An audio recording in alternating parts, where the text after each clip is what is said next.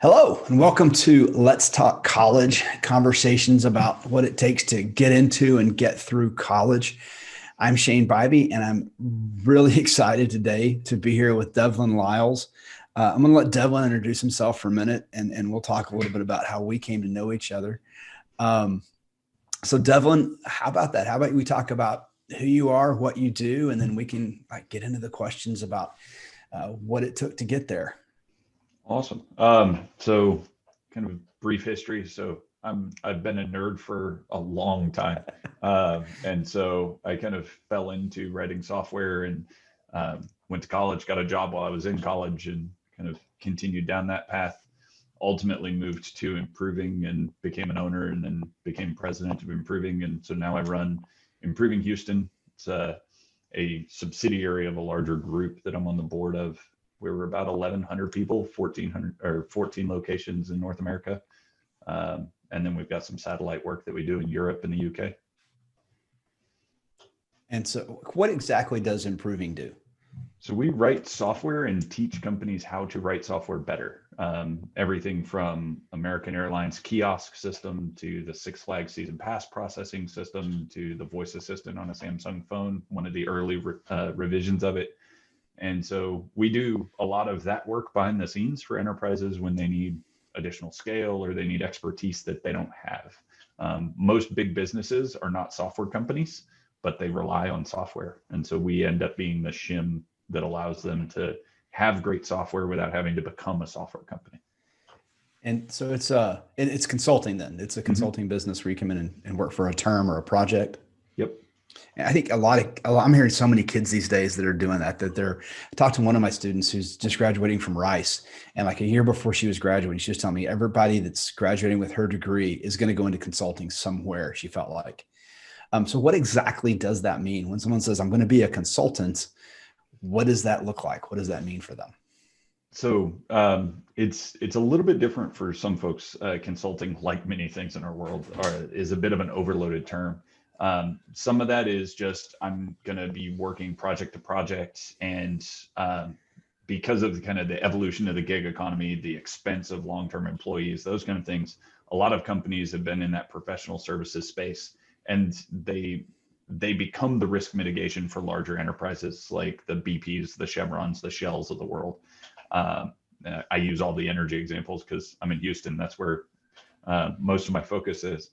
But then there's also some like the aerospace and NASA and those kind of things that they're required legally to bid those things out. And so the full-time employees of the government is a fairly small chunk of that work. And so you get two different kind of flavors of consulting and contracting, right? The mandated public sector stuff and then the risk mitigation private sector stuff. So going in as a consultant doesn't necessarily mean you know more. It means you're there for a purpose. And that purpose is ultimately what you're measured against. So it causes some different focus points, right? Somebody's going to be more focused on the completion successfully of a project than a more long-term employee who's looking at, all right, what's my next 15, 20, 30 years at this company going to look like? The focal point of where their attention lives is the difference.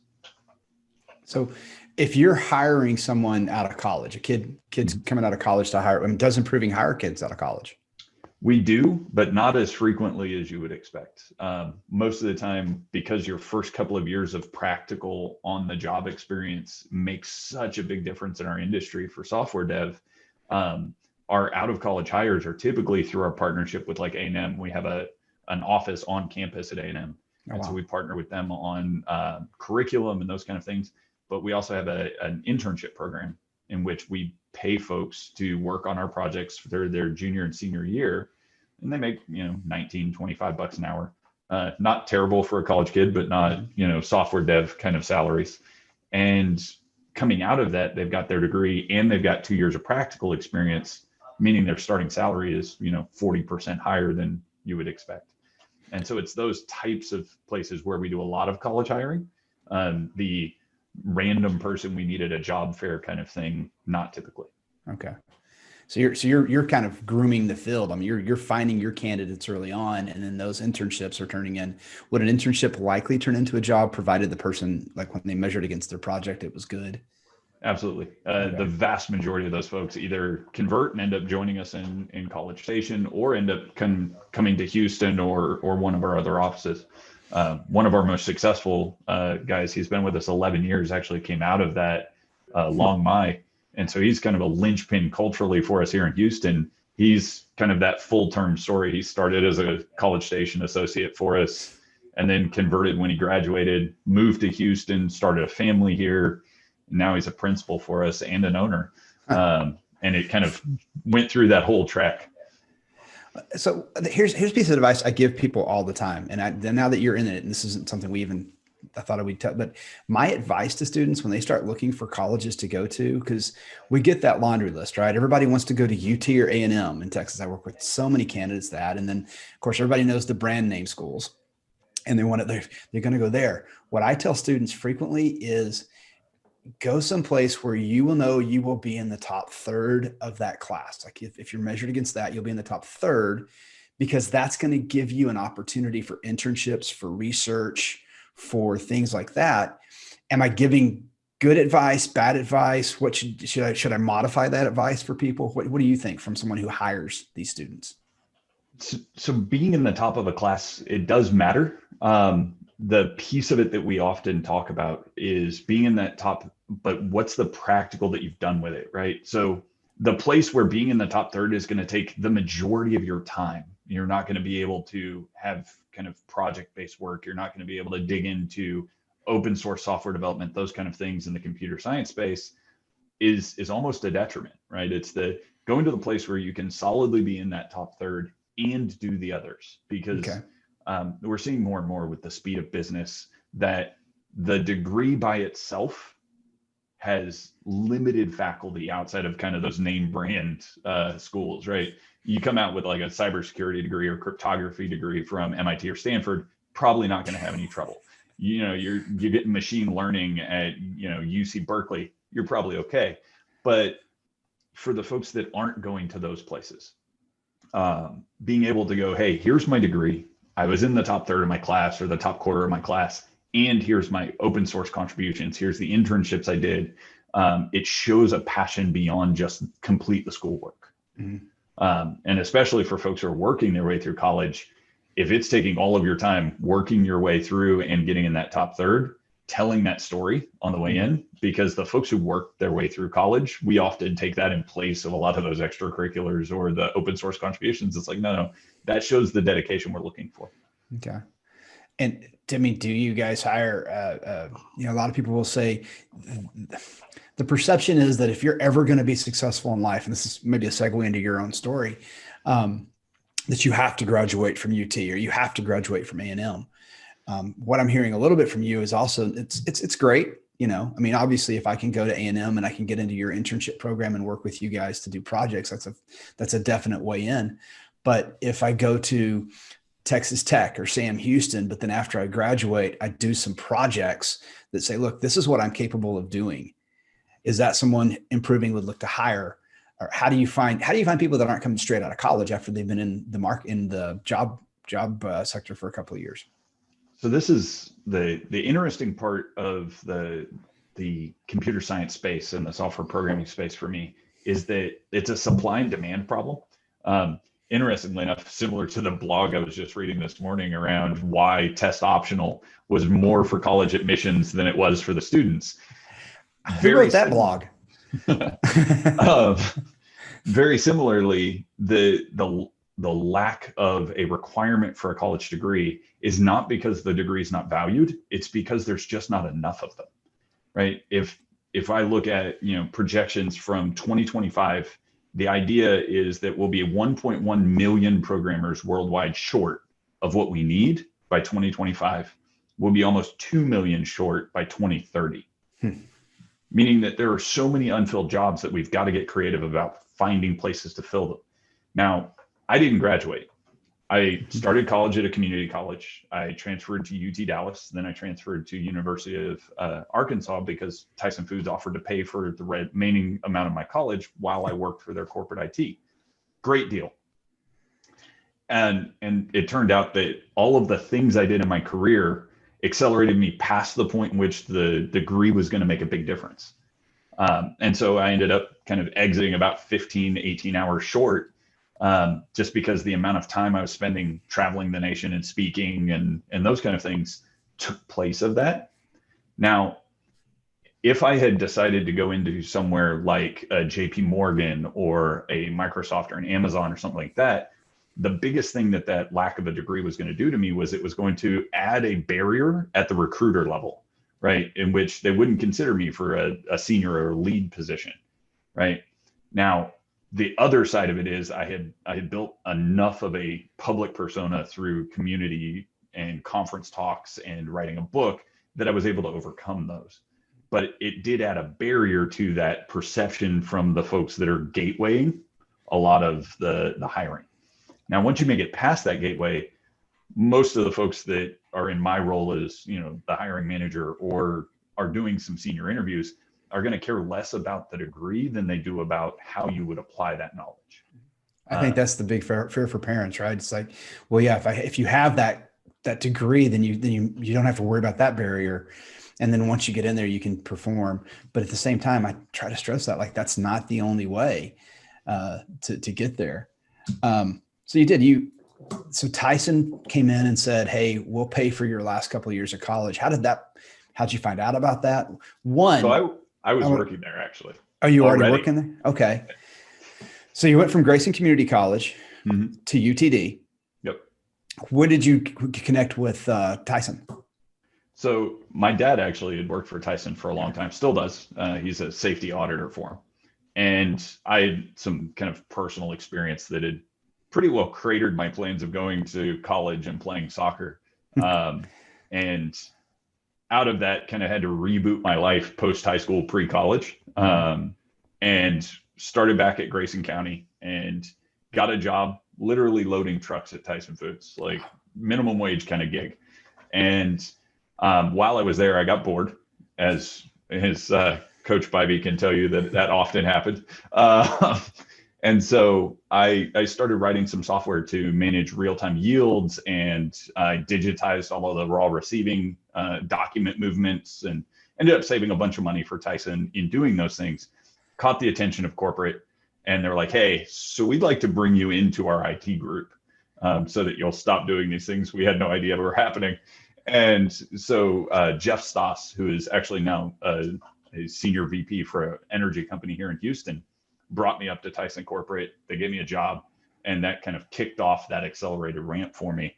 And as part of that relocation and the benefits that Tyson offered, they're very generous.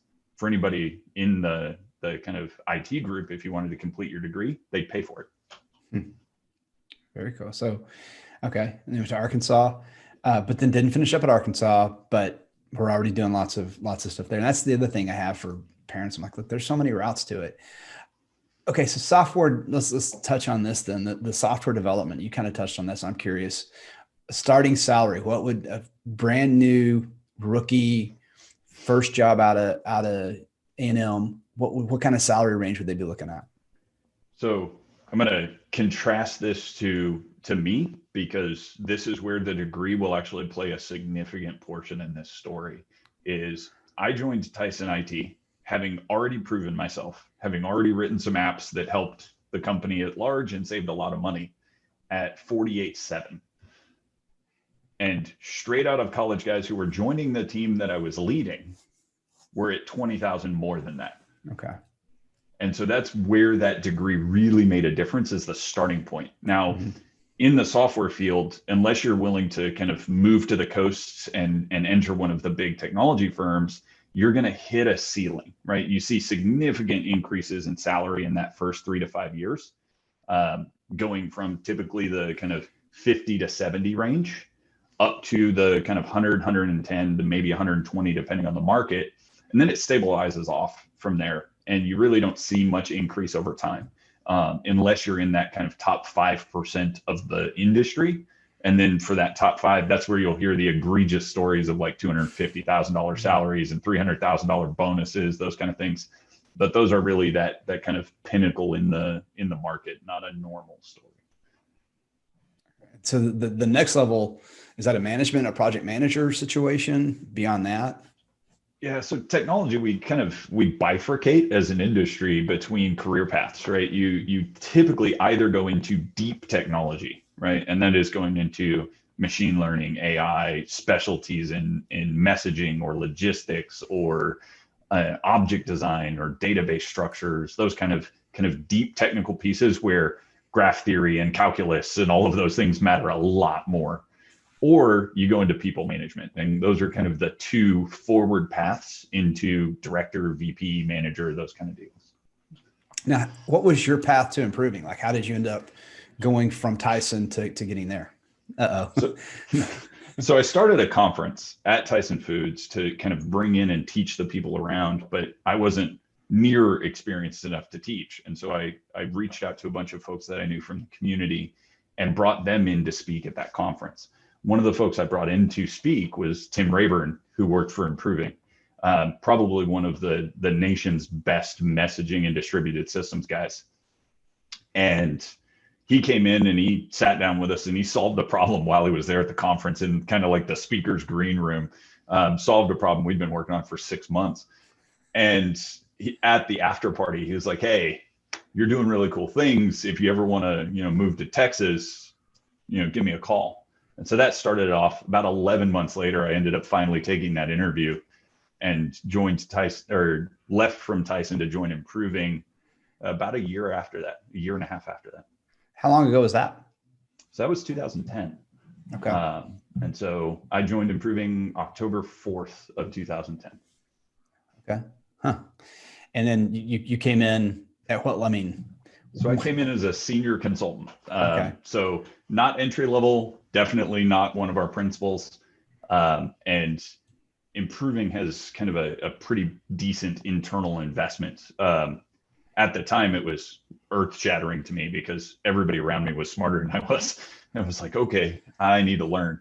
And so we've got a program called Improving University. The puns with our name don't end. And so I dove whole hog into that thing. And a year later, made it to principal, about 14 months, director, another 14, 18 months VP. And then in 2017, took over as president. Now, you guys down there, I keep seeing posts about, for several years now, you've been picked as one of the top places in Houston to work, that kind of thing. I mean, it's people, I obviously Improving is one of those companies that maybe, unfortunately, recently we heard about a company called Solar Wind, right? That everyone apparently knew about, but no one really knew about.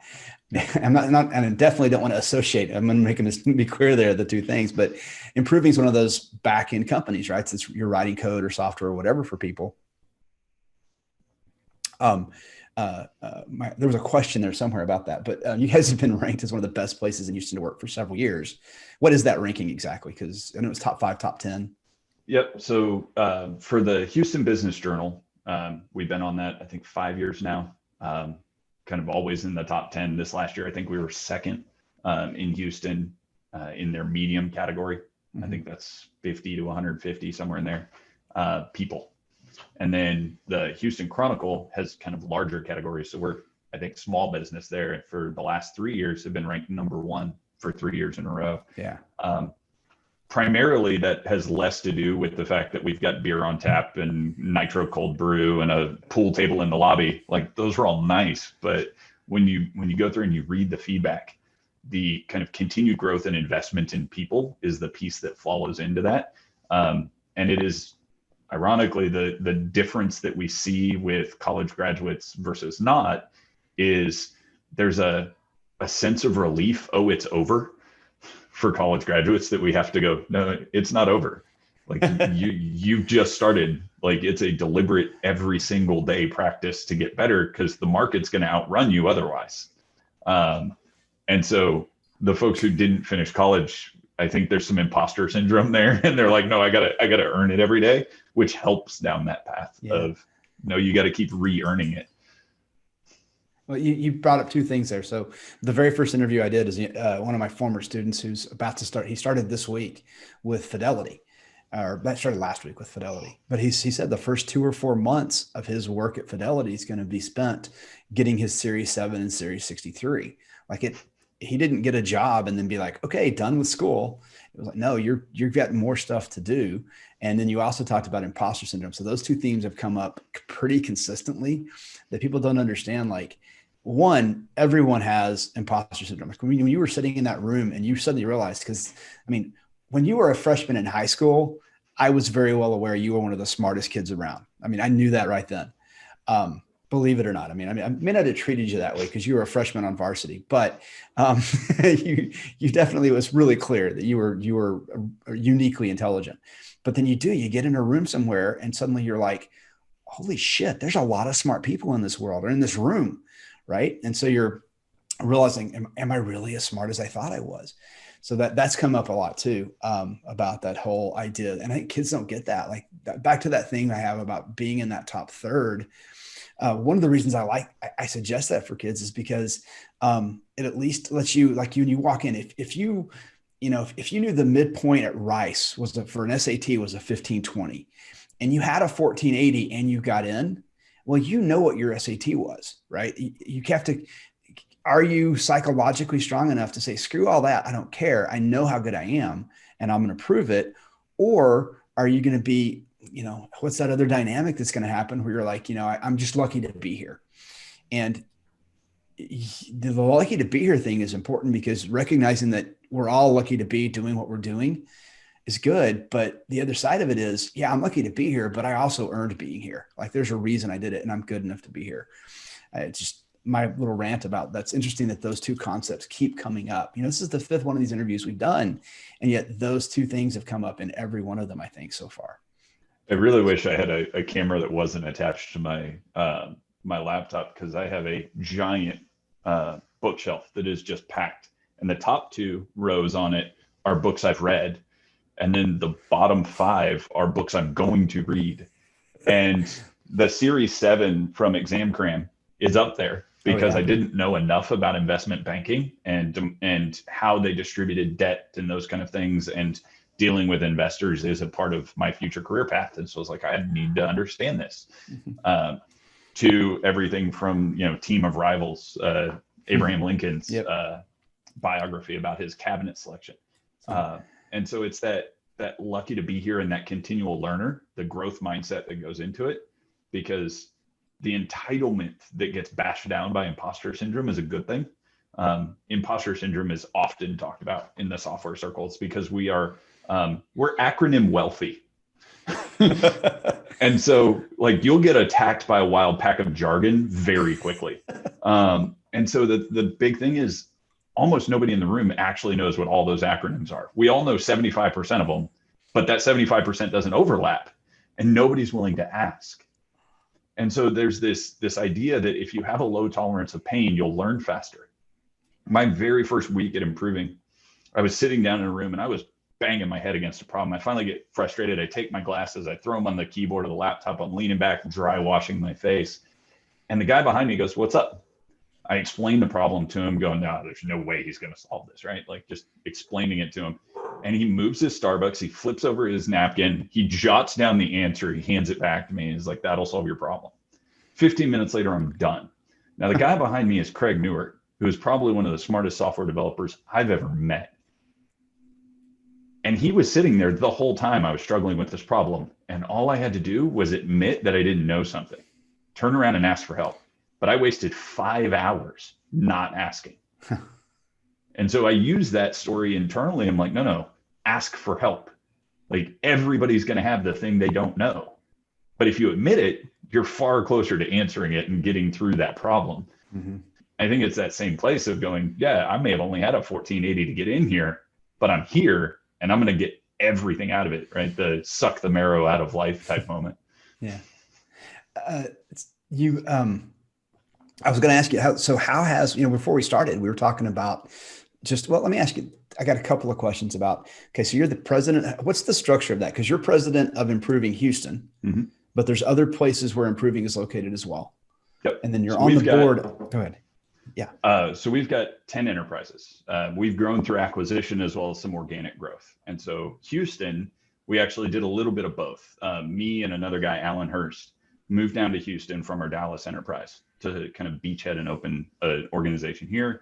we bought a training company called AlphaWare, and that became the enterprise that I'm responsible for. So I'm responsible for that P&L, and I think we've got about 112 folks that I'm responsible for in that. I'm on the board of Improving Enterprises, which is kind of the holding company for all of the subsidiaries, because we have 9 other enterprises. And so that all kind of rolls up. Each of them operate pretty independently.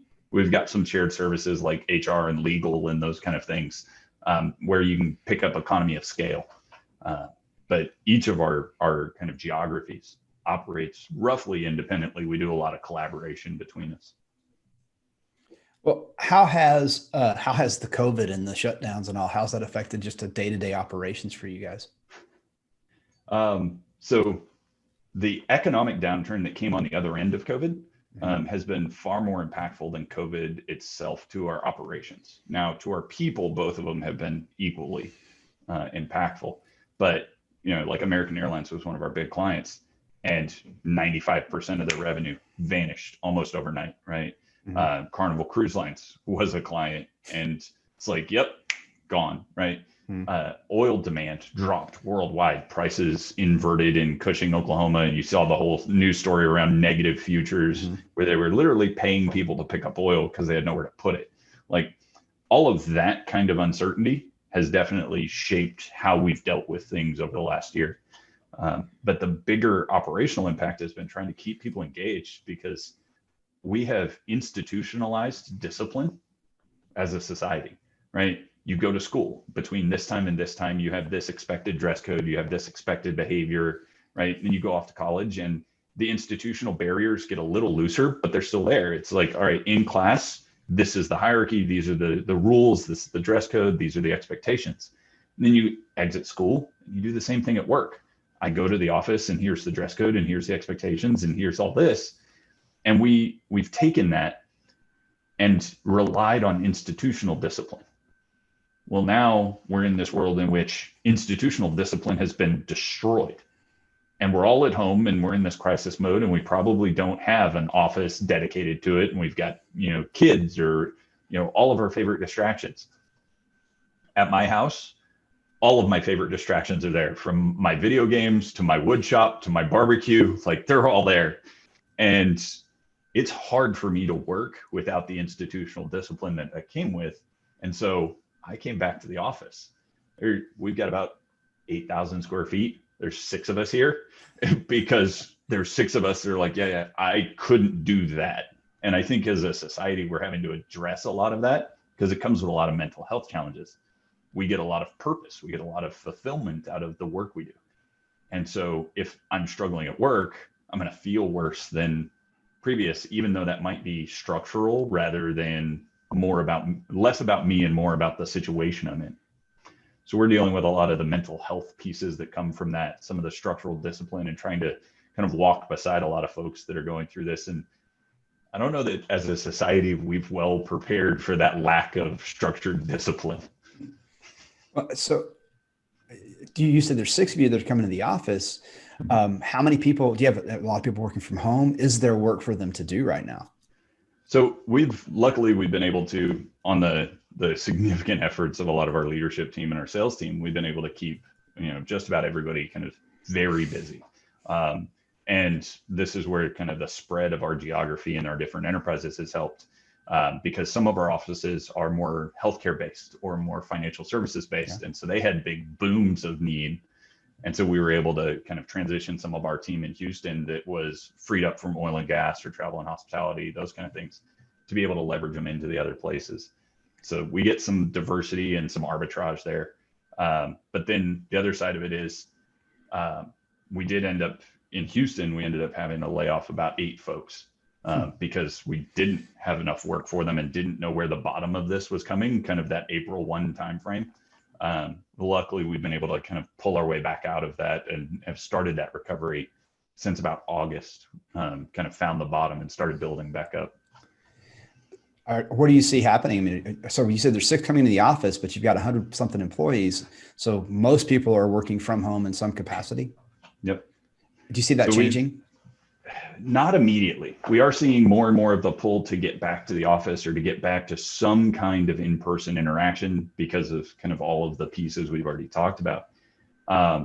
But what we see is trying to do that safely is insanely difficult right now. Yeah, we've got the news about vaccines being delivered, and that's fantastic. But I mean, if I look at trying to order 330 million shoes, it's going to take a ton of time to make that happen. Mm-hmm. Right. And shoes are a lot easier to make than complex chemistry. And so I don't complex chemistry that has to be kept at a temperature of 70 degrees below zero. And so, yeah, I don't foresee us being able to get 330 million doses of a vaccine out to the populace in 6 months. Mm-hmm. Maybe I'm wrong. I hope I am. So we see this probably lasting through 21. The economic volatility caused by uncertainty probably lessens, and we see some of that return. But we'll be in this kind of mixed mode of on-site, off-site hybrid. Everybody's been talking about a return to normal. I don't think it's going to happen. Normal is just kind of the collective agreement of the weird we're seeing currently. And so I think the weird has shifted, and so our collective agreement will probably follow. I read an article the other day about one of the changes people are sensing out of this is that the 40-hour work week is going to turn into a 3-2-2 work week, where you're in the office 3 days a week, working from home 2 days a week, and then you have your time off 2 days a week. Yeah. And seeing more of a flexible scheduling that way. Kind of fascinating how it's going to happen. Yeah, I think it'll be industry variable, because like oil and gas has often had like operational things, right? You got an offshore rig that does 9 days on and then back, right? Or 2-week rotations. So you've seen in oil and gas, you've seen for years, I'm going to work 10 nines, or I'm going to work 9 days at 8.5 hours roughly, and then have every other Friday off. So you have a 3-day weekend every other Friday. We've seen, I've got 9s and a 4. And so I've got a half day every Friday, trying to match more of the office work to the operational schedule of the fracs and those kind of things. It's like, okay. I expect we'll see industry segregation away from the kind of 5/8 of a normal work week of the financial sector. That may shift pretty heavily based on where they're at, right? Manufacturing, you may see more shift type corporate work. So it's going to be interesting to see where it lands. I'm not certain we're ever going to get back to a Monday through Friday 9 to 5 kind of gig. So we're talking about work schedules. What is the day-to-day schedule for a enterprise president at a company that has a part of it? Is there a day-to-day, like is there an 8 to 5, or is it just changing all the time? So this is a kind of an interesting conversation, because we've been exploring this internally as we are very much a promote from within culture. And so setting good expectations for our next generation of executives, because we need executive managers and we need executive leaders, right? And I separate those two because they're typically very different skill sets. But if I want to be in the top 10% of wage earners, which is an ambition of mine and many people, because I want the life that goes with that, right? That means that my average work week is probably 56-ish hours, right? So my average work week, I'm in probably 6 to 6:30 most days, and I'm out 5:30 to 6 most days. I personally don't work sundown Saturday to sundown Sunday. So I take the Sabbath, and that's off limits, and my team knows that. But it also means that I'm typically working 12-hour days-ish during the day. And then Saturday, I'll check emails or take some phone calls if I need to, which gets me roughly to that 56 hours. Now, I've got other members of our team that theirs looks very different.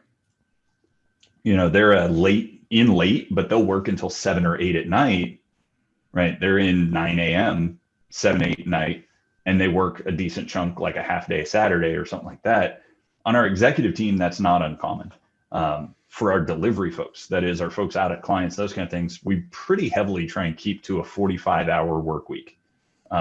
Because that kind of normal professional work week, it allows us to manage burnout and, all of the other things that go with it. We don't want to set invalid expectations that we're just going to be, working 12-hour days to get a client's gig done unless it's appropriate for that to happen. Because we're independent of them as full-time employees, to them, having 3 people work 60 or having 4 people work 40 really doesn't change the equation. And so you can do so without a lot of burnout. And it's actually cheaper for them at that point. So Elon Musk's admonition that you have to work 120 for any startup, you have to be working 120 hours a week or you're going to fail. Any opinions on that? It was reality for a few years when we started this. It was an everyday thing. And there were some days I didn't work at all. And then there were Saturdays where I was in the office until 11:30 at night trying to get stuff ready for, Monday morning because nobody else was there to do it. Yeah. I think as you get bigger, you can take advantage of some economies of scale that you pretty exclusively in the startup phase can't do.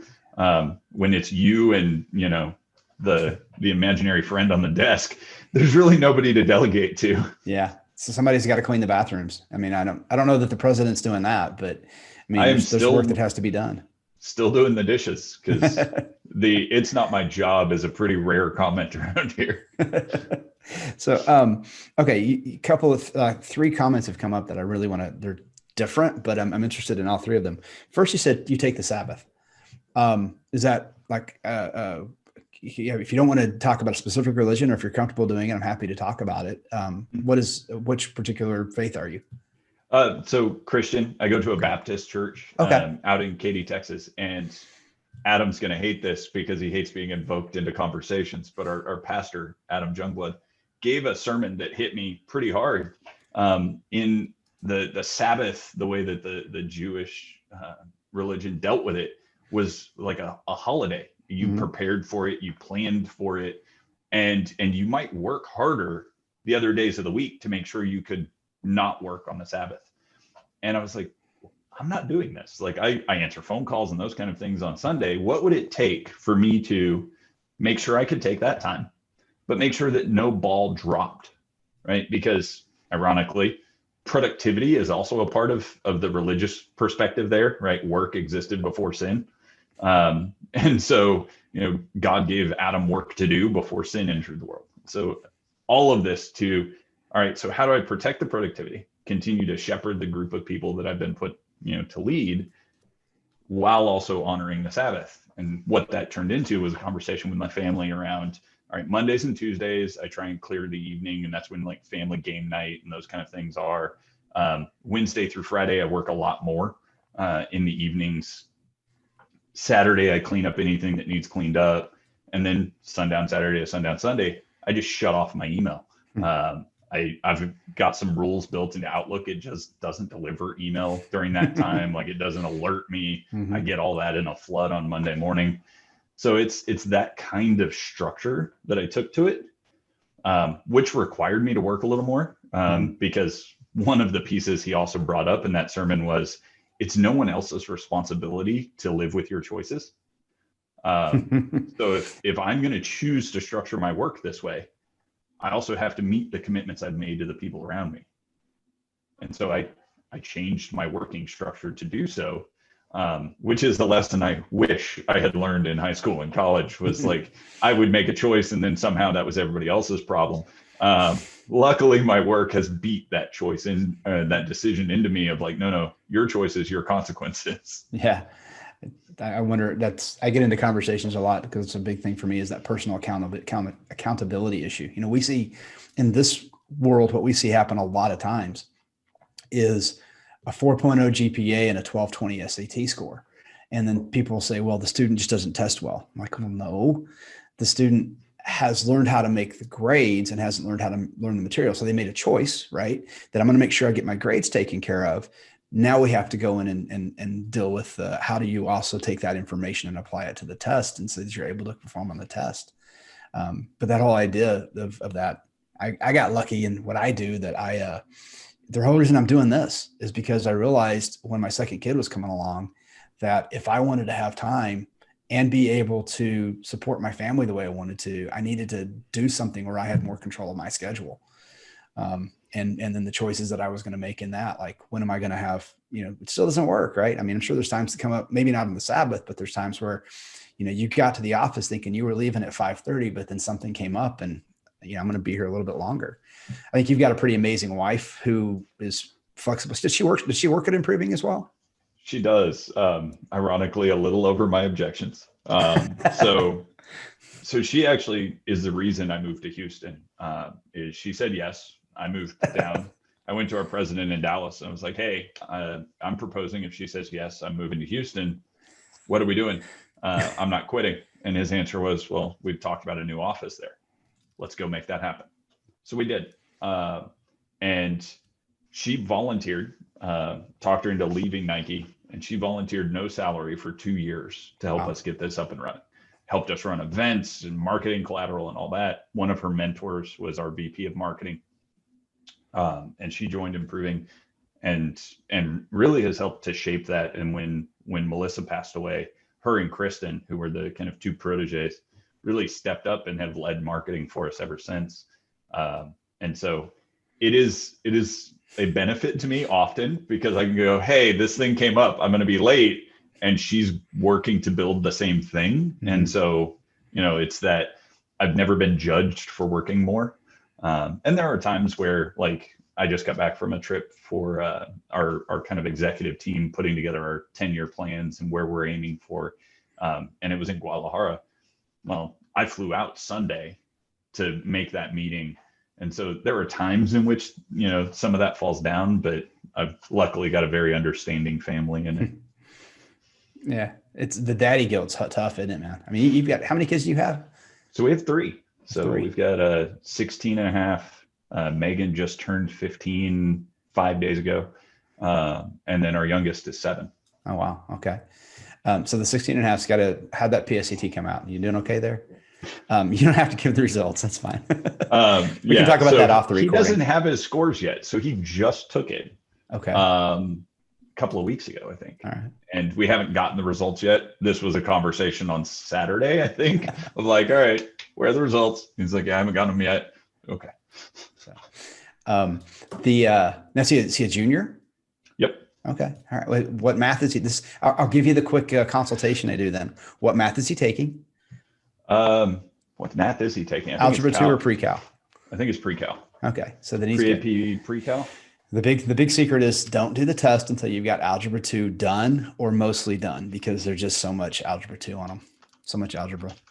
Look at you going in. You're checking the parent. I am. I'm doing the parent portal thing right now. wait. I think I hear chopper blades. Is there a helicopter in the area? Privacy is an illusion. So 16 and a half, 15. So you're about to get this stuff started with them. Yeah. Okay. He's doing a leadership conference thing this next summer, and we've started talking about what schools he wants to go to. It is cybersecurity and cryptography at Stanford and MIT. Those are where he's got his eyes set. It's like, okay. But he also gave his first user group presentation for software developers when he was 12.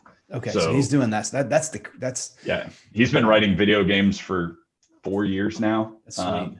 So yeah, he's pretty deep into that space. And luckily I've got a few connections that I can layer to help him in this. What about the 15-year-old? What's that? What are they thinking? So I do believe she's settled on Harvard pre-med. Is that she wants to be a thoracic surgeon. That's all. So she wants to be a cardiothoracic surgeon specializing in pediatrics because of her stepbrother. Right. And so they both have high ambitions. Our 7-year-old, to skip the question, he wants to be Darth Vader. I'm not sure what school allows for that, but currently that's his game plan. Is he's either Darth Vader or a marine biologist, because I think all kids go through that time of like, I want to be a marine biologist. I'm like, you do know they do more than swim with dolphins, right? No, but at SeaWorld, that's all you do. Yep. Okay. So you mentioned 2 things earlier that I was really fast. So you have done some woodworking stuff. I saw you put in some pictures of some incredible furniture that you and your wife put together. The woodworking aspect of things, like, where did that grow out of? How did that become a passion? So my dad is very handy. Everything around the house, it was just, he fixed it. And so that kind of sparked that for me.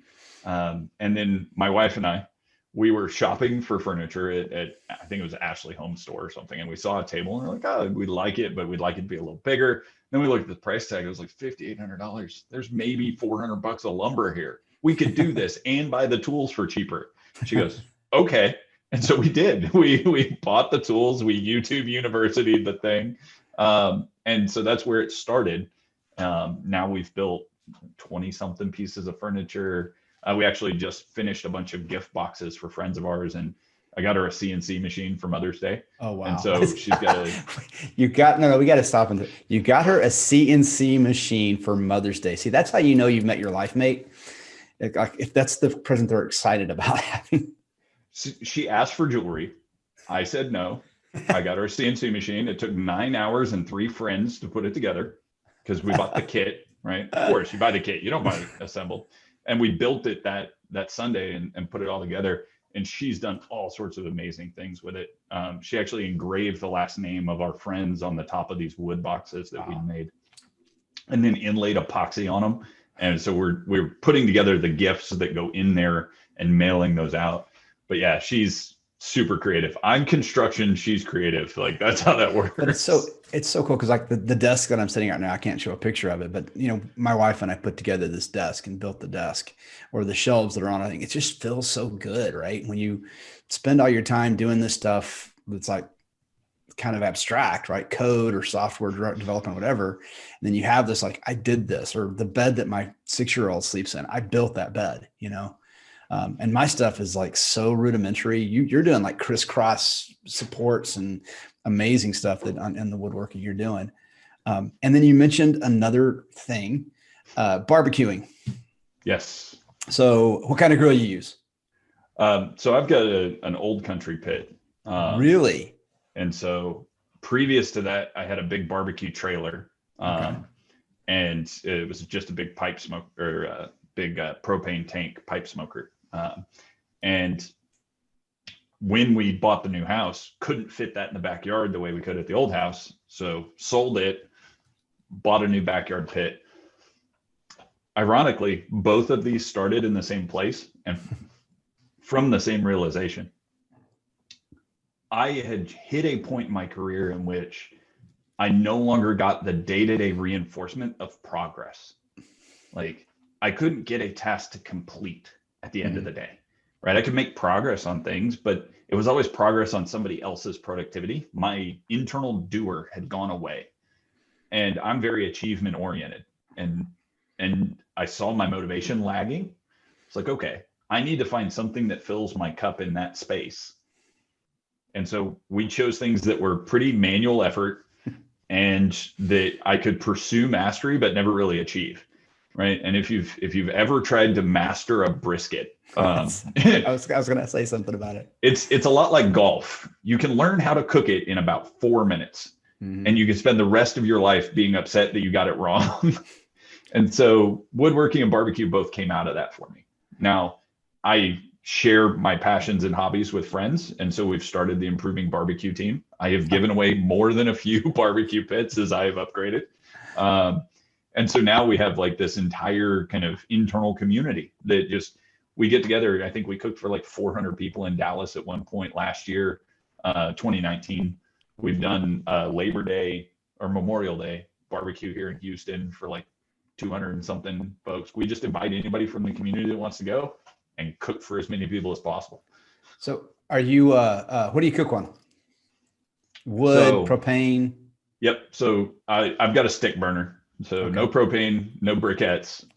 So I typically use a mixture of post oak, and then if I'm cooking pork, I use a fruit mix, so cherry wood or apple wood or something like that. Primarily for flavor, I don't use it as the primary fire, and so I'm using kind of seasoned post oak most of the time. Now with beef, I'm a purist. Salt, pepper, smoke, that's all that goes on it. Oh, really? If you can't get it right for that, you can use flavor to cover it up, but you made mistakes. Man, have you tried like Meat Church's rubs? I love Meat Church. So we've tried a bunch. We tried like Rufus Teague's got some really good stuff too. Meat Church, McCormick, but it's widely available. And so what we have found though is that my favorite is trying to imitate my favorite places. So like going to Salt Lick or going to Franklin's, or I was going to ask you about Franklin's. So we have gone and done the Mecca trip of like 5 a.m. in line and, the gorge yourself, go into meat coma with sweats later. And so we've kind of hit some of the best, right? Killian's, etc. And then we try and imitate theirs and make renditions on it. And my wife took this kind of a step further into sauces and accidentally made my absolute favorite barbecue sauce. She was trying to make a rendition of a tomato and vinegar based sauce. And she wanted to bottle it for one of our barbecues. And we ran out of the little plastic squirt bottles. And I had a bottle of, I think, 18-year Glenfiddich, small batch reserve. And it had just a little bit left in it. And she pours this stuff into it and it mixes. And the smoke from the scotch and the barbecue, it was amazing. And so now she makes these kind of special mixed barbecue sauces out of like Gentleman Jack and those kind of things that are adults only, because it definitely didn't boil out. It was mixed in cold. But they're fantastic, and the flavor from them is great. So she's got an embroidered apron that says Sauce Boss on it, because she's the one that does here's our rendition of these different flavors. Have you read Franklin's book, Aaron Franklin's big coffee table book? So yeah, we have the barbecue Bible sitting on our coffee table. We also, when we give a smoker to somebody, give them a copy of it. It's like, here's the starter. Here's the YouTube link. Go. I tried to explain to Kim like how when you're doing a brisket, right? And so you get up at 5 a.m. to start, getting that brisket prepped and doing all the trimming on it. It's like, for me, the boys are still asleep, so I'm not, having to deal with that. I've got the headphones in and I'm just listening to a podcast, working on a brisket. It's so peaceful. It's like that. There's something cathartic about it. Yeah, definitely. So, all right. Hey, dude, I think I've covered, what questions do you have? What are things you want people to know about improving, about Devlin Liles, about questions you have, anything like that? So I have to say, I got to know you at an odd moment in my life in which I was still trying to pursue being a professional soccer player. And kind of that was my entire kind of exposure to Coach Bybee, was the guy that made me run wind sprints a lot, because I was also a smart aleck, and I believed I was a lot smarter than I was. Maybe still true. So like, what takes Coach Bybee, great soccer coach, high school teacher, along the path to what you do today? It's probably a lot like your trip to being the president of Improving, in that, like, if you go from where I started to where I am, you're like, how did it happen? But if you look along the path, there's so many really logical, like, this is what happened and this is what happened. I finished up coaching at Coppell High School. Kind of, you talk about being in a weird moment. I had my own life changed unexpectedly that last year at Caprock when I had a divorce that no one plans on that. And so I got to looking at my life, and it brought me to Dallas. I still stayed in coaching and stuff, but when my first kid got here, I recognized that if I taught for another 20 years or whatever it was at the time, I could retire, I could have a salary and stuff, but it probably wasn't going to put my children in the position that I wanted them to be in. Which, I was lucky. And then when I went to college, college didn't cost as much as it does today. I did it on an ROTC scholarship. So when I graduated from college, I graduated with zero debt. That's my huge goal for my kids. That when they graduate from college, they have that clean slate of, they don't have to start with a $400 a month payment for the loans that they had to take out. Well, I recognized that wasn't going to happen on a teacher salary. So I thought, okay, I'll go into administration. I would have been the world's worst principal. Like, I don't like the rules. I got at least 2 CME notes a year from the principal that you probably had to send them out, right? Come by my office when you get a chance. Crap. And you immediately start like the roll call. What did I say to that parent, or which comment did I make to that kid? And I know I'm going to have to talk about it with them. So I'm going through that. Well, I would have been terrible. And when I got my master's degree in educational leadership, and started looking at, do I want to be an administrator? Do I want to be an assistant principal? I can do it. It's a good salary.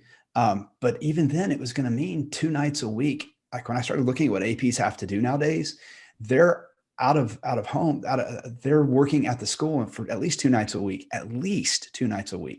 So even as an administrator now, I'm going to be, away from my kids. And then when my principal at the time told me, hey, I want to, we and I were talking about it, and he said in his daughter's 4 years of playing high school tennis, he got to see her play 4 times. And those 4 times was when she played against his school where he was the principal. So he would be the administrator on duty so he could watch his daughter play. That's crazy. And unlike a lot of people, my son is my oldest son is 8 years old. So I was 43 whenever he was born. So I got started at this whole parent thing a lot later than a lot of people do. At the same time, it meant I was in a different place of comfort. I wasn't having to do, that kid out of college who then has a kid and has to really worry about a mortgage and daycare and all this stuff. I was in a different place. And so I thought, what could I do? I don't want to be a principal. I don't think I'd be great at it. What could I do?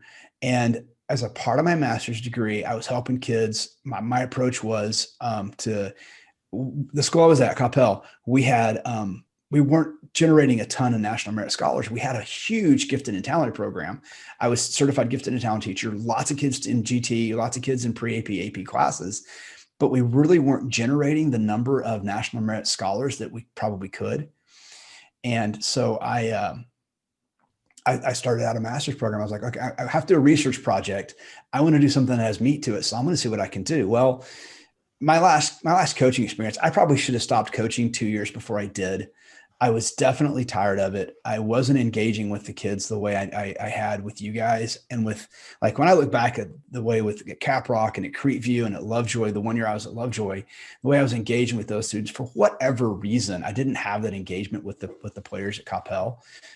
Part of that's because I'm kind of a jerk at times, and I'm going to have things my way and that stuff. But whatever the reason was, I moved to Southlake. But Southlake had even lower national merit numbers than Coppell did. So it was like the perfect opportunity.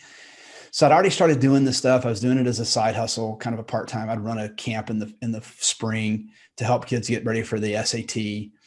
And then just kind of making it up as I went along. Well, then I thought, I wonder if I could do this full time, set some numbers for myself and said, if I get this many enrollments, this much stuff, then I will.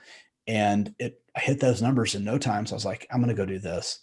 My wife's eyes, when I explained to her that I was going from, on the 22nd of the month, every month, we know we're going to get this check for this amount. I think I'm going to do something different. Even though we've now got a 2-year-old and a 2-month-old, I'm going to go do something different. So she was super supportive, and I started doing this and to love it. Getting to work, I don't work with kids as long-term as I did before. So like, when you're coaching a soccer team and you're getting to work with kids for 4 years, building those relationships is awesome. But at the same time, I've had kids, Devlin, where this one kid, he's an engineering student up at OU now. And he coming in to talk with me was like, I just don't know if I'm a very good student. I guess I could do this. I could do that. And his mom, like after we showed him like how he could take what he knows and apply it to the test, to an SAT, he suddenly realized, dude, I can actually do math. He's an engineering student now at OU. Right. I mean, I'm like, you could have done it all along. You just needed somebody. In our classes are incredibly small, 4 students in a class right now. So the kids get lots of attention and they get lots of feedback. So it's stuff that I could manage that you can't do. That's kind of how I ended up here doing it. I love it. My wife's a little put out with me because she took off between Christmas and New Year's, thinking I was going to take off between Christmas and New Year's. But then I looked at the schedule and was like, wow, Monday, Tuesday, Wednesday, I could meet with people then. So I went ahead and scheduled it. That's how I got here. I mean, again, every single step, I decided to leave Cap Rock because I'd grown up. I was thinking about this before we started talking today. I was like, wow, I wondered that process. I grew up in Lubbock, went to Midland Lee, then to Amarillo. From Midland to Amarillo, Lubbock's about 200,000 people. Midland and Amarillo are about 80, 90,000 people each. I was like, I want to go to Dallas and just see what it's like to live in a big city for a while. And then got to Creekview and coached there for those 6 years. And, it's just every one step. It's when you look back at life after 30 years of doing this stuff, you're like, every single step makes sense. But like, if you look at it, like, how did you end up doing it? There's no path. So the rearview mirror is always a straight line. Oh yeah. That's what people think that. I mean, it's, I've been using this analogy a lot. We've created a situation. You've probably seen this with your two kids, right? Where this perception is that if you take 2 cups of good grades and you mix in half a cup of test scores with a couple of teaspoons of extracurricular activities, and you mix that up in a really good vat and bake it for 4 years in a high school education, suddenly it comes out with a college education on the other end, or a college acceptance on the other end. I'm like, that's when I contacted you about this, you said, I'm not sure because I was like, no, that's exactly why I want to talk to you, is because that's the process. Like, you have that vision of like, this is, I mean, when you were in high school, no one said, like, when the counselor sat down and said, well, what do you want to do? Loading trucks for Tyson Foods wasn't at the top of your list. So that process, that pathway to it. So yeah, that's how I ended up here. A little bit of being a jerk along the way and having to pay a price for that, but it all works out. So yeah, I definitely attribute quite a bit of my success to Jamie Tennyson. So Jamie was a director at Tyson. Her husband was also there, Rob, who was one of my technical mentors, and she pulls me into her office after a meeting and goes, "You're never going to have a career if you don't learn soft skills. And I'm going to help you fix this. And I'll be immensely grateful the rest of my life for that, because I had just come out of a meeting in which I had cussed at a VP. And so it was like, ooh, probably bad playing. yeah. Now he handled it incredibly well, way better than I would have. But yeah, it was that moment of realizing like being a jerk here might hurt me. It's an interesting one, because hearing that story, and I've talked to a lot of our folks, like one of our VP of consulting here, Jake, he's got a theater degree. And ironically, his improv skills for dealing with a client are phenomenally valuable. But it wasn't that, hey, what are you going to do with a theater degree? It's like, I'm going to become a programmer. Like it was, it's that, wait, what? Can you run that past me one more time? But it's that realization that life's going to teach you a lot. College is going to jumpstart a lot of that. I've offered my kids the same deal of like, I'll pay for college, or I'll give you $100,000 to start a company. Like, these are your choices. I own 10% of the company, or you get your college degree. Those are your choices. And it's the lessons that we could never expect to learn. I think are the pieces of it that I enjoyed the most while going to college. Was trying to go to college. I was carrying 15 hours. I was working full time in a kind of corporate 8 to 5 job. Now, they were very flexible. I could leave, I could go to class, those kind of things. I did a lot of remote learning, which I realized I'm terrible at. But the having to manage time that taught me was insanely valuable. I use it to this day. Having to get up at 5:30 to be there when production started up, so that if something in the applications broke, I could help fix it before it impacted production for that day. I still get into the office earlier than most everybody. And that's some of my most productive time. It's the barbecue in the morning. I get a lot of my creative journaling and all that done. Never would have thought that my appreciation for literature class would actually matter. Turns out it did. But it's all those kind of orthogonal pieces that you look back and you're like, that puzzle fit. Couldn't have predicted it. You said something just a second ago that made me think about it. I had something I wanted to ask you about it. Okay, so we've already talked a little bit about the older kids are looking at machine learning or AI or something like that at MIT and Stanford. That's what it was. I try to tell parents that all the time. I'm like, look, there are lessons, and I'm not going to. I mean, I can list. I'll sit down with your students and your children and kind of looked at what their courses were and the practical aspects of it.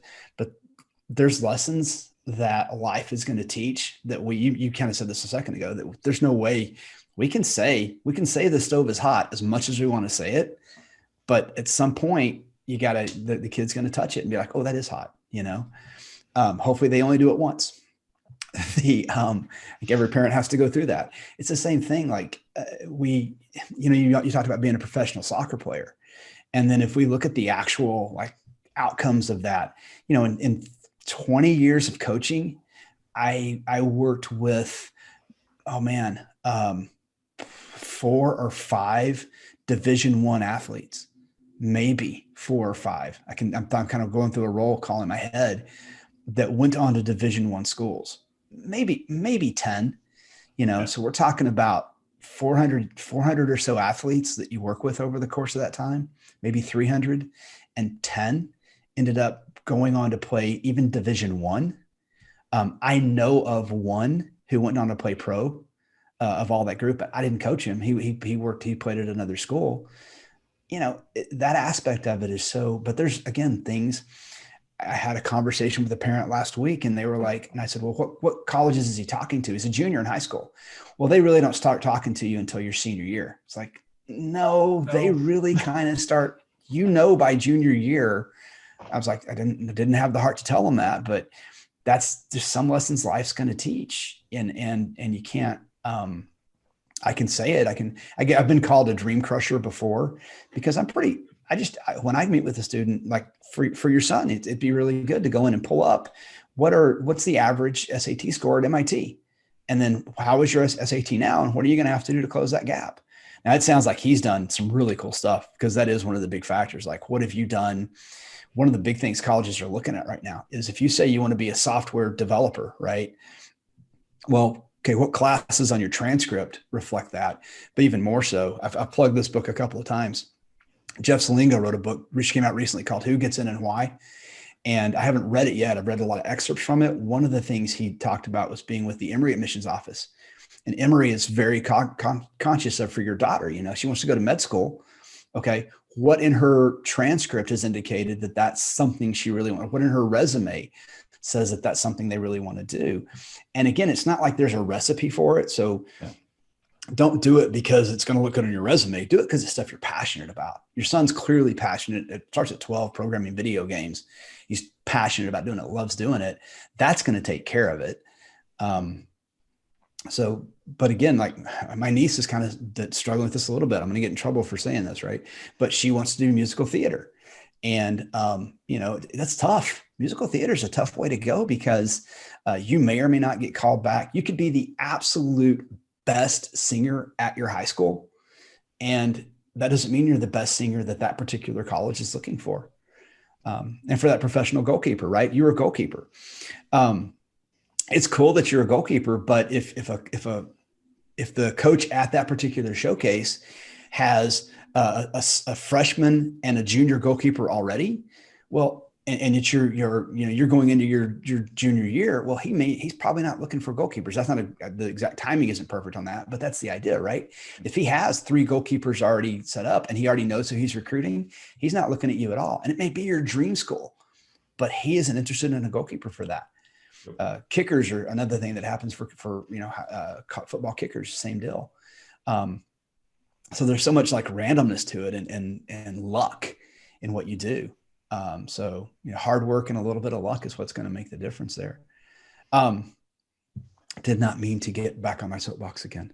So that's quite all right. I have a shirt that my wife got me. It said "Effort conquers all."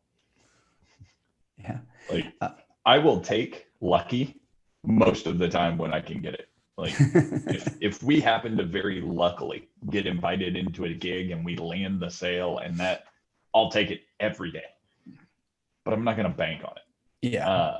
Right. I'm not going to bank on that scout for the dream school needing a goalkeeper. Mm-hmm. Right. It's talking with my son, he wasn't passionate about software until he realized he was good at it. And he did enough of it to get a positive feedback cycle. And so you get into this idea of, do I let passion lead my life? And unfortunately, long-term commitments have a tendency to come from intellect, not emotion, even though they're sparked from emotion. He enjoyed, seeing the thing he created show up on a screen. And that joy allowed him to make the longer-term commitments and the dedication to it and all that. But most of software is boring, monotonous, just like, I'm going to write yet another website for you to create an account, log in, talk to your friends. But at the same time, that might make $400 million. And so there's this dichotomy of a lot of work is called work because parts of it aren't fun. And trying to talk my kids out of the world in which they get to chase instant gratification, that they get to chase the fun. Like, I'm certain studying for tests, not fun. Haven't done it for a while, but I study for board meetings and I study for company presentations and I study for client presentations. That's not fun either. But ultimately, I want the outcome that comes from it.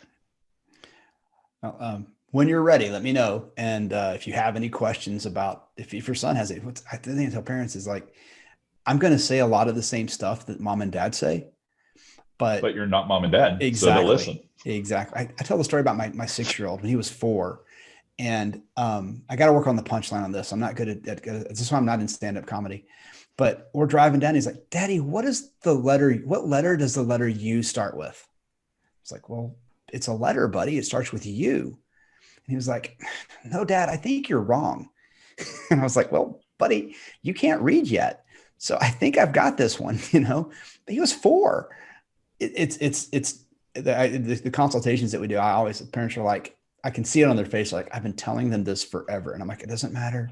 Just nod. I tell the kids at our app camps, at the last day of the app camp, I said, look, mom and dad are going to want to read your college applications, right? And they're going to want to read your essays. And when they read your essays, they're going to have feedback. You and I both know that you've sat in here for 4 days and you've worked with like an expert that's worked on hundreds, maybe thousands of college essays to know what makes an effective college essay.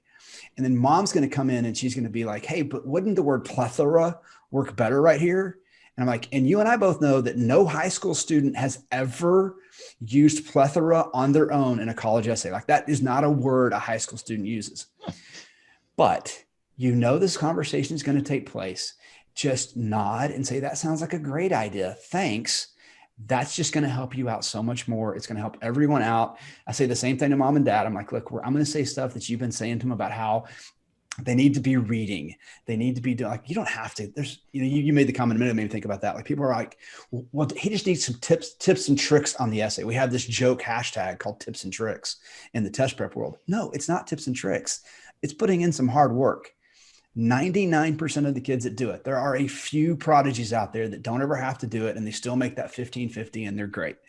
But most of the time, it's just putting in hard work to learn what's on the test and learn how to take what you know and apply it, which is what you're talking about. We talk about studying for a client meeting, right? What do I know and how can I make it accessible to this client? Same process.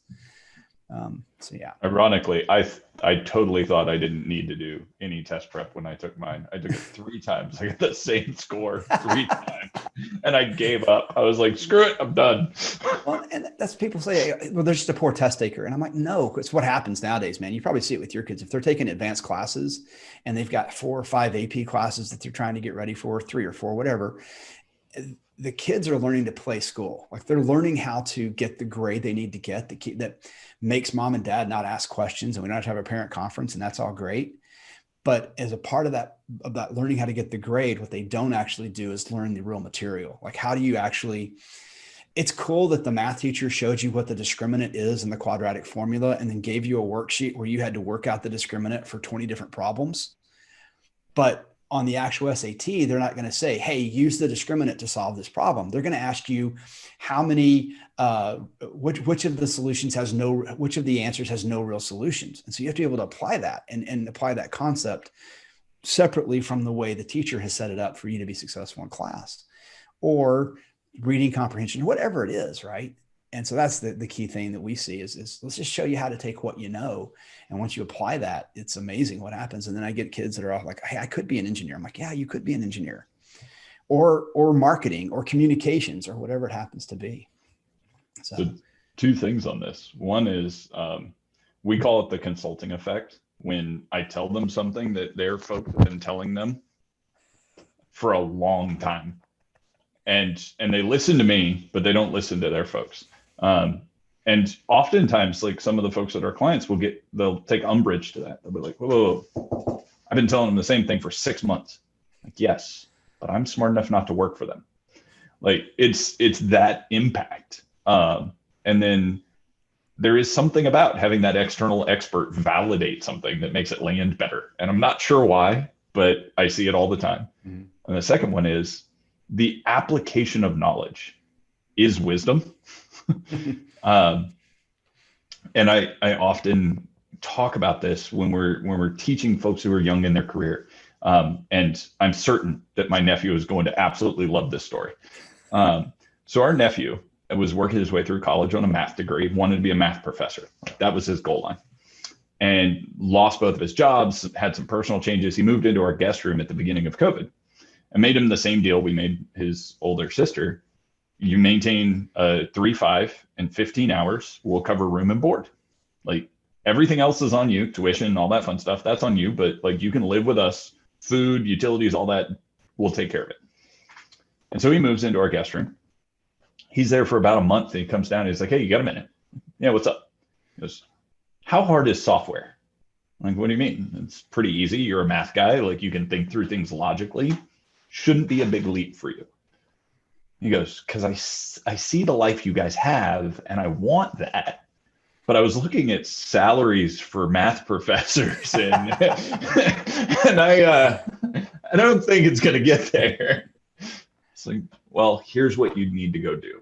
And laid out a roadmap for him.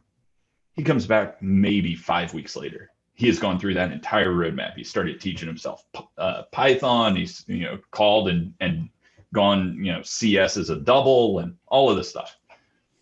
End up introducing him to a couple of places. He gets an internship. He's now making more than he was making at his 2 fast food jobs. And it's almost weekly. Him and I have a conversation. It's like, this thing is just like this other thing over here. Why does nobody see that? I'm like, well, I'm certain somebody does, but probably nobody in your group, and you have experiences they don't have. But just remember that the purpose of this is not to be productive, it's to learn. You're an intern. The expectation is that you're going to get better as you're providing value. Mm-hmm.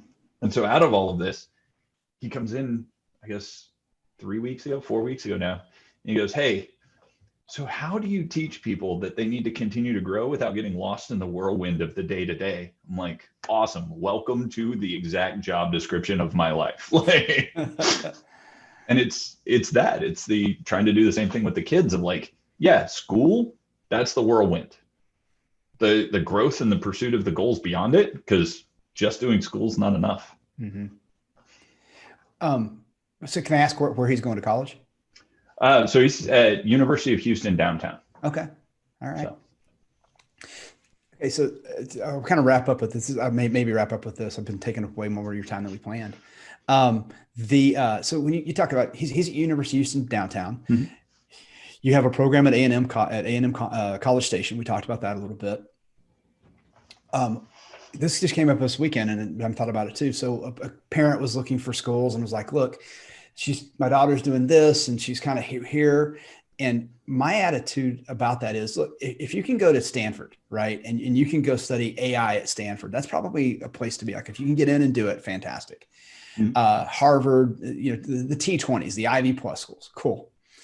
But if you're looking at a choice between, if that's not where you're going to end up, if you're going to end up at, I'll use my school, Texas Tech, or Lamar or someplace like that, where the actual, like, it's going to be a lot about what you're learning and then how you apply that. That's what you're going to have to show.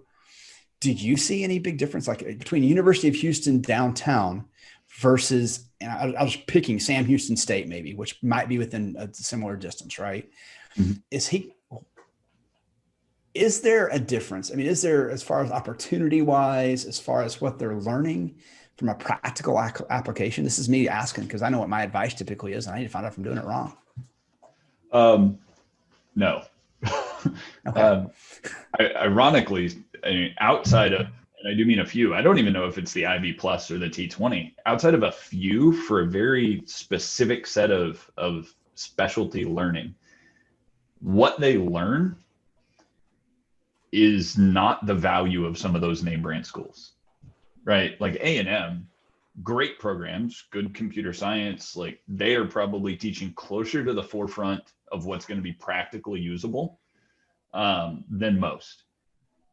But the alumni organization and the Aggies hire Aggies and like the continuation value of the school you chose makes a big difference. Yeah. But like AI at Stanford, cryptography at MIT, like you could probably go down and there's maybe 7 of those kind of specialty things that are tied to a school, not even a school system, a school, that it really will make the difference, right?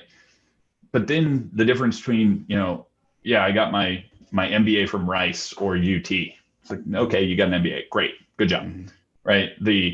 I got my law degree from Harvard. That's going to carry more weight than I got my law degree from, Texas University of Houston or Wesleyan or something like that, right?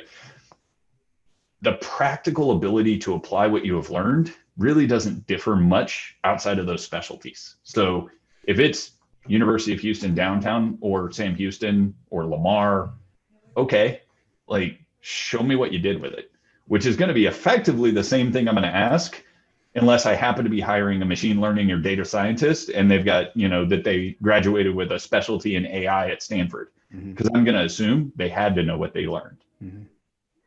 Okay.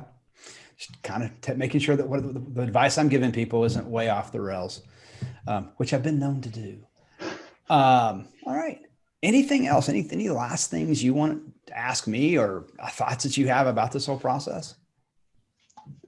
So ironically, this kicked off a whole lot of reflection for me when you and I started talking about this. Not having a degree weighed pretty heavily on me for years, actually, primarily because of the imposter syndrome and I would skirt it, right? Like people are like, oh, so where'd you graduate? I'm like, oh, I went to U of A. Like I'm like, I'm not lying. I'm just slightly misrepresenting an answer. And I saw that more and more prevalently across the industry of folks who would skirt that answer. And so what I went through and I looked at was, is it the limiting factor, right? Like I went through and I looked at a ton of our folks, and over half of our presidents of enterprises that are responsible for hundreds of millions in revenue don't have a degree. Wow. But all of them went to school and got to a decision point, at which point this completion of school was no longer the value add that it started out as. Because all of them had also started companies or done things during school beyond their schooling, like working at Tyson, that changed that trajectory. And so do you see that as I need to revisit this decision to see if it's still valid for my life as a valuable thing, or is it the easy cop out if I'm going through school and school is hard? Oh, so ask me that question again. Are you asking me like, what do I think? Yeah. So if you're giving advice to, let's say, my son, right? And he's like, so every year I'm going to decide if I'm going back next year. Okay. Right. Is that healthy or is that lazy? No, I think so. Peter, you mentioned telling your kids, $100,000 or a college degree, which one do you want? The Peter Thiel fellowships, right? Which I don't know all the details on it, but essentially what he's done is said, look, I'm going to find kids every year, award them a $100,000 investment. But the condition I think he puts on it is you have to quit college and do your startup, whatever your startup idea is. We're in a world. This came up with my first interview is on, which he wants to do help musicians with their finances, because he talked about like the financial structure for musicians can be somewhat predatory. It's definitely opportunistic. And how did he get into that kind of thing? My question was, it's like this right here. I'm hoping this podcast someday, I'm hoping we get, thousands and thousands of downloads. The reality is we're probably not, but I hope it's that way. Right. But I have a way, you have so many opportunities now where you can connect with people that you don't have to have the traditional thing. I wanted to ask you, we heard a couple of years ago about these coding schools, and the whole deal of the coding school was that you completed the coding school, and it was that you financed it off of an income share agreement where going to the actual school didn't cost you anything, but then the coding school got a percentage of your salary for 10 years, or it's actually like 3 or 5 years after you got your first job.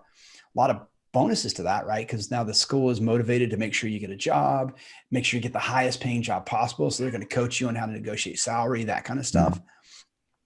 But do you see, as far as that goes, that's to skirt your question. My answer is there's lots of routes up Everest, right? So if you're looking at, I'm 3 years into a degree, but I definitely have this opportunity right here, right now. Um, you know, you're not going to have opportunities when you're 21 years old and don't have a mortgage and don't have kids very often in your life. I want to say once, you know. No. So when you have that opportunity, it's gauging that. It also depends on what you want to do. If you want to be a teacher, Devlin, the huge mistake people are making is they're going off to places and their schools are terrible about this. They're presenting like it's not going to cost, college isn't going to cost you anything. Well, no, because you're taking out $30,000 a year in loans. And then you're going to get a degree as a teacher or a nurse or a social worker. You know what your salary is going to be coming out of college. You know it. And Yeah. so to have $120,000 worth of loans coming out with a $45,000 a year salary is a terrible decision. But as we talked about earlier today, if you're a software developer, your software engineer, whatever the title is, and you can start off at 60 and really quickly scale up to 110 after 5 years or so, or 7, 8 years, whatever it is, well, then you can probably afford to have that 80, $120,000 worth of debt and you can get it taken care of. So it's that cost benefit. Like what makes more sense of, is it, I mean, if the college is going to cost you another $60,000 or $30,000 in loans, is it smarter to go ahead and do it? And be aware that as soon as you decide not to go to college, you're going to have to start paying on those loans unless you get a deferral or something like that. But so I don't think so. I think we're moving more and more. The one thing I think COVID has definitely changed is the nature of college is going to change drastically because there's so many aspects to it we could talk for. The cheating that's happening on college campuses is through the roof, which is forcing professors to restructure how they assess mastery, how they assess whether or not the students know the information, they truly know it, versus whether or not they're just going on Chegg and finding out what the answers are and putting it in. And so there's those aspects to it. There's so many realistic things a kid can do right now. A 19-year-old who wants to be in marketing right now can contact people and say, hey, I put together, wants to be a videographer right now. Well, you don't need to pay $120,000 to learn how to be a videographer. You can go get a camera. You have one in wherever you go that has a pretty good recording element to it. You have that in your hand. Go do it and quit spending. I think so. Colleges, there's a panic going on, man, for colleges right now. The top level, that mythical tier 1 school, report came out in LA Times today. Dude, I'm so soapboxing.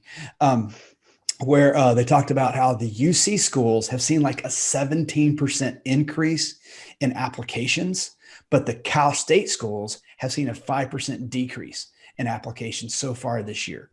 And the reason for that is because the barrier to entry, since the test scores have no longer a factor, the barrier to entry has dropped a lot. So a lot of kids are applying for those perceived tier 1 schools.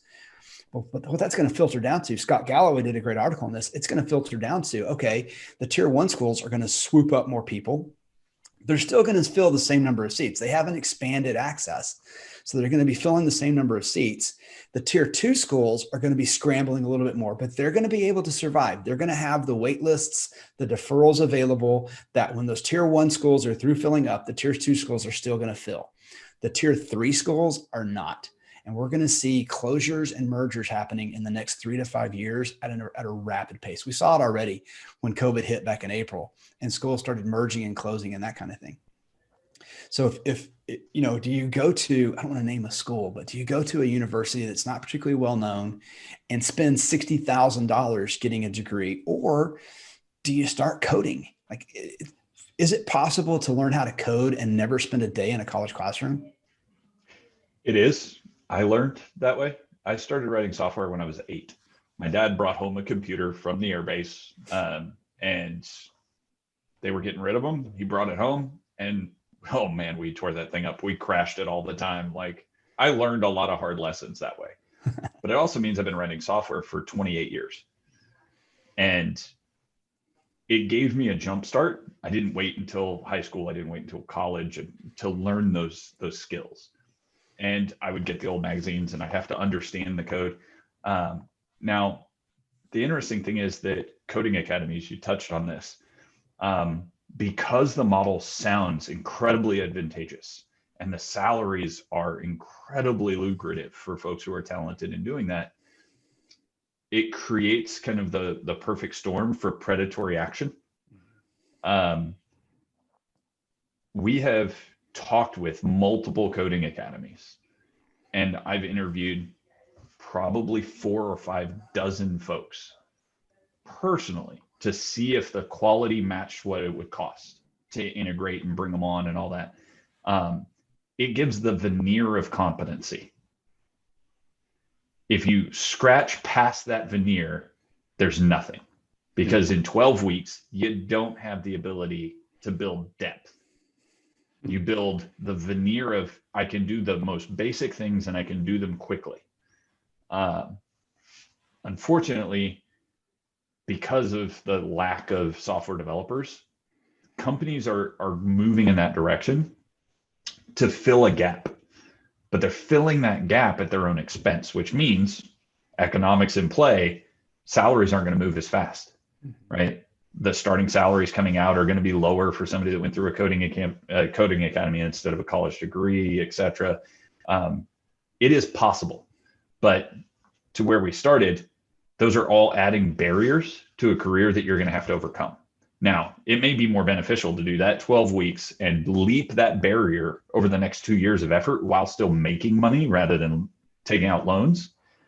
But I don't know that folks are actually looking at it that way. They're looking at it as, I'm going to be a developer in 12 weeks. Like, you're going to get past the first interview in 12 weeks and then hope that that company is in such a space that they need to bring on somebody who can barely do the basics of the job. Now, there are some rare exceptions to that. And I want to highlight them because I've got friends that do this and they're going to look at me like, dude, we talked about this. So like Iron Yard in Houston, App Academy, like there are some that do very well, but they're still giving base competency. They're not building a deep developer. That's going to take years of effort. The other side of it is you can not attend a coding academy, not attend college, and still be very good at this. Mm-hmm. The biggest barrier is going to be getting the first job, because you have no proof that you're good at this unless you have like an open source library, those kind of things. We've actually done this internally in our Dallas office. We brought in a bunch of folks. We paid them hourly during that as a partnership with a couple of our clients that were in this space, and effectively had a draft at the end of it. And we all hired away from this pool because there's just not enough developers out there. So I see that being a path for the next several years. Unfortunately, economics in play, it's also going to drive things like automating easy programming tasks through the application of machine learning and deep learning and AI and those kind of things. So the window on being able to enter a software career that way for that veneer of competency is probably closing rapidly. Okay. So that's kind of your question, was like, what would I mean? I what do I tell us? I mean, you have to look at what your one of the first things I talk with kids about is what is your goal for college? Like, what are you hoping to accomplish? Do you want to be a software developer? Because that has a certain path. Do you want to be a nurse? Because that has a very different path. One of the interviews I've already done, she's going to start her physical therapy school. And so that's a different path, but you're going to have certain things for the credentialing. And that, I guess what we're talking about is a lot of how it comes down to, how do you get credentialed in your field? Do you know these programming languages? That's a type of credential. But beyond that, it's really going to be the practical application. It's cool that you passed the test that says you know this, but can you actually apply it in the work setting to solve these problems? I think is what I'm hearing a little bit of you say from the actual developer that they're going to look at. We see that a lot in the interviewing process is practical applications, having to do practicums, having to do coding assignments as a part of the interview process is becoming far more common because of those veneers. Mm-hmm. It's like, no, I'm going to wheel it back. I don't care if you've got 20 years of experience or 2 months, but if you got the first 2 months 120 times, I'm kind of done. We saw that in teaching. You would have teachers there's teachers who taught for 20 years, and then there's teachers who taught the same thing 20 times. right? That. So there's the whole idea of it. Man, I could keep talking a lot, but I want to talk about like what is that interview process and things like that. Thank you so much for your time. That was fantastic. Any other questions you have as we wrap up? I don't. This has been a great conversation. It's been Awesome. good catching up with you. Yeah, dude. I'm so proud. It was on a soccer field in Dallas, I think. Yeah, I think that would have been the last time. Would have been a long time. Oh man, that was over at UTD, I think, if I'm thinking correctly. So it's been a while. All right, man. Well, it's great talking with you. I look forward to seeing. Are there any websites, any URLs we need, any Instagrams, anything like that? What's the woodworking hobbyist Instagram that you've got going on for your influencer page? So that's hilarious. I don't like social media, primarily because human beings, and if I stack a human being up against AI will win every time. And I don't really like giving up control of my actions, even subconsciously. So I punted on the whole social media space. My wife didn't. I was going to say she doesn't post funny.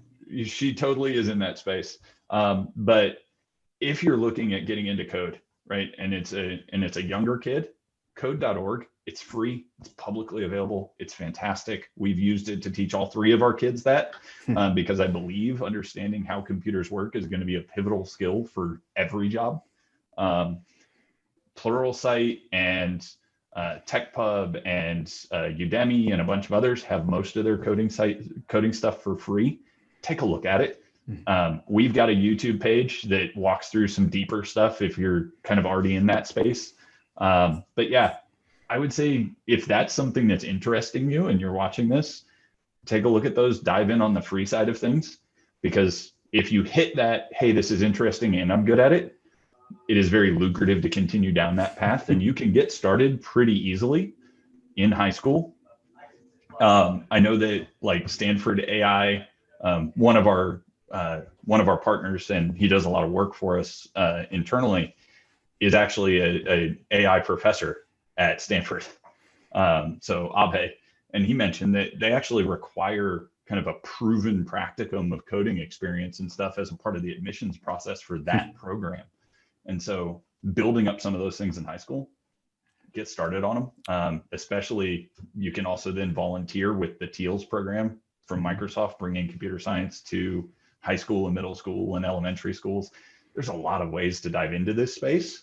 So I would share those rather than sharing our company's pieces, because I'm looking at a world and going, how do we change the perception of IT from this thing that we don't have enough of, that nobody understands, we're the wizards of today's world, to we're the partners that everybody understands and we can do more together.